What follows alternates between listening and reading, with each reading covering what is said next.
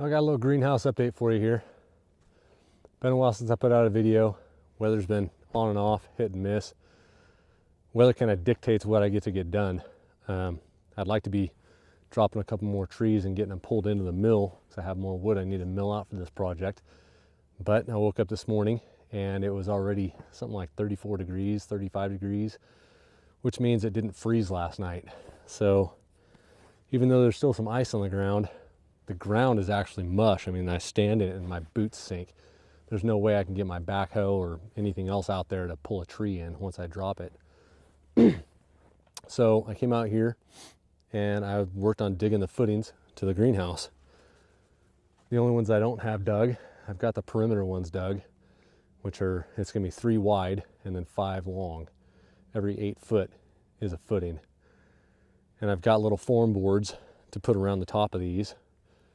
That end down there is approximately 2.5 to 3 inches lower than this. So it needs to be built up a little bit. I have taller forms for down there. And up here, I think I have 1 inch forms for up here. So I'll have to dig down around so that I can put the tie down bolts in it and the concrete won't break. I think you want your concrete to be about 3 inches thick to keep it from breaking. But these holes are all, with the exception of the 3 in the middle, they're all dug. They're all at least 16 inches deep. I think the frost line is between 16 and 18 inches. So when it freezes, I shouldn't have any problem with the ground pushing the forms or the concrete posts or footings. It's late in the day. I have a hard time remembering words at this point. So when it freezes, it shouldn't push those footings up out of the ground. They're deep enough, they should be fine. Not to mention the greenhouse is going to stay a little bit warmer than outside, so hopefully the ground stays a little bit warmer, doesn't freeze. That's just a thought though. So that's kind of what I had going on today, guys. Just a lot of digging somewhat frozen ground. Because I moved the dirt from up here to down there, those are actually a lot deeper. I think those holes down there are about 2.5 feet deep. So they're not sitting, it's not sitting on unpacked earth. Not that my backhoe doesn't weigh enough. I think it's fairly packed down. The greenhouse isn't gonna weigh a whole lot, but I wanted to dig down deep enough to get to undisturbed earth, and that's what I did down there. The ones at the far end are probably about 2.5 feet deep, give or take an inch or so. And then it gradually gets a little bit shallower as it comes up here, and I believe these are about 16 to 18 inches deep. If they're not 18 inches deep, I'll probably dig a couple more inches out before I pour the forms. And what I want to do is I want to pour the 2 ends, those 6, first. That gives me the corners so that I can level the other ones off of the corners. Make sure they're all level with each other, so when I put my walls up, my walls aren't tilted downhill or anything. They're all level and nice. I know the ground doesn't look too good out here, and you see tractor marks in it and everything. I am going to level the ground more, but it's going to be easier to level the ground later in the spring when I can level it with a hoe and a shovel and a what they call landscaping rakes. They're like 3 feet wide.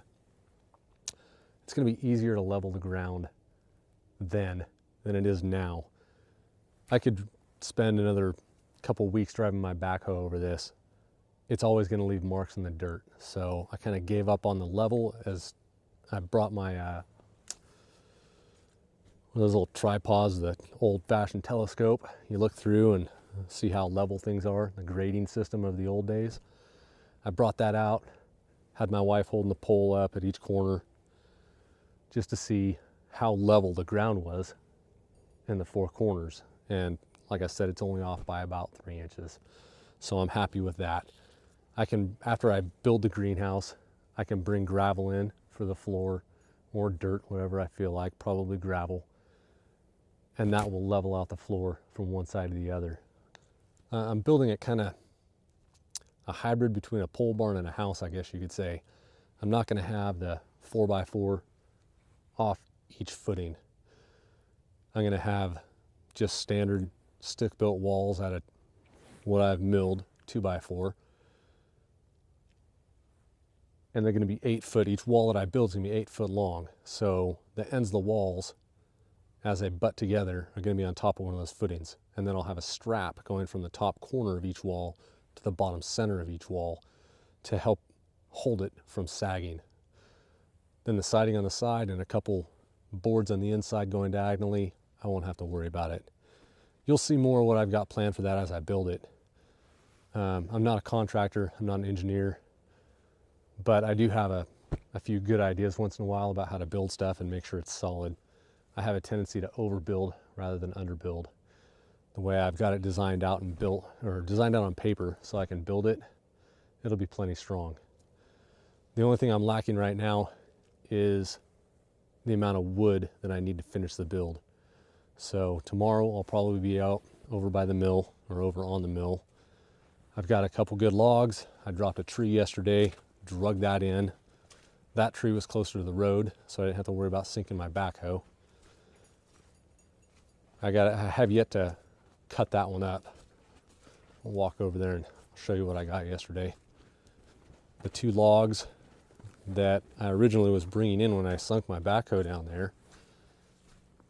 These 2 logs right here are up here now. I got those up here 2 mornings ago. It was nice and frozen, so I went down through the trees. I didn't go out into where I got stuck, but down through the trees, and I drug them back up here with a chain and my backhoe.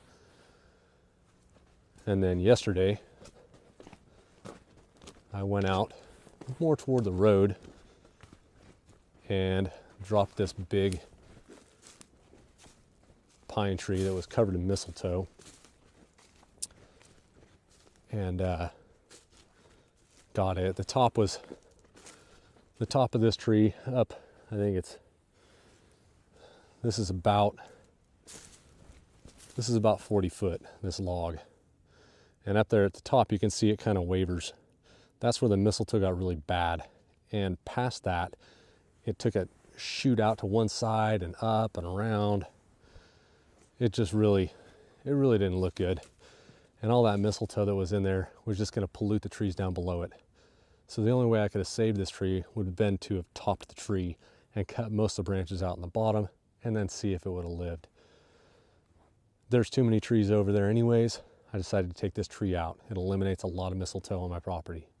So this tree took the axe so that the other trees could hopefully thrive a little better with a little less mistletoe. And this will get me a lot of lumber. I can get 3 10-foot lengths. These 3 more lengths, 2 lengths down there. I need about 60 more 2x4s to complete the greenhouse as to what I have drawn up in plans and the cut sheet that I've counted up. I've got enough 2x6 for the roof, but the 2x4s I'm lacking. So I don't know how many I can get out of these logs, but we're gonna start milling some stuff out probably tomorrow and see just how many I can get. And when I mill out a 2x4, at least for this project, when I've milled out 2x4s and 2x6, they're 1.5 by 4 and 1.5 by 6. I was going to go 2x4 or 2x6, and the reason I wanted to do the actual 2x4 and the actual 2x6, I like the look of a little bit stouter board, and it does give you a little bit more strength, being as it's pine and not Doug fir. A lot of structures are built out of Doug fir. I'm building this out of pine, so I wanted to, a 1/2 inch more material would make it just a little bit stronger. But when I started thinking about the actual 2-inch versus the 1.5 by 4 by 6, I wasn't getting nearly as much lumber out of my trees. So I dropped it down to 1.5 by 4 or 1.5 by 6. And the 1.5 by 4 are the walls, the 1.5 by 6 are the roof. They're not trusses, they're rafters, I guess you'd say. So I've got the 2x6, got plenty of those. I think I have 4 more than I need. I don't think I can get 60 2x4s out of these 2 trees that I dropped, so I think I'll probably need at least 1 more. But I have to wait for it to freeze before I can go out there and get another tree. And it's supposed to rain and be in the mid-30s for the next 4 days, I think. So I might I'll pour these footings, get these poured. If it starts to rain, I'll just cover them with a little tarp or something to keep the rain off of them. And if it doesn't freeze when all those are poured, then I'll finish milling this stuff out, and I get done. If I need more, I'll start building walls, start tilting some walls up, get them secured into place, and then when I get the next chance to get out and drop a couple more trees, I'll do that, weather permitting. I don't know how much of milling I'll actually show. It seems to get a little monotonous just to post videos on milling lumber out day after day, but it's kind of what I'm doing right now. So there's an update for you. It's not much to talk about, a lot of work, but hope you enjoy. Until next time, go make something.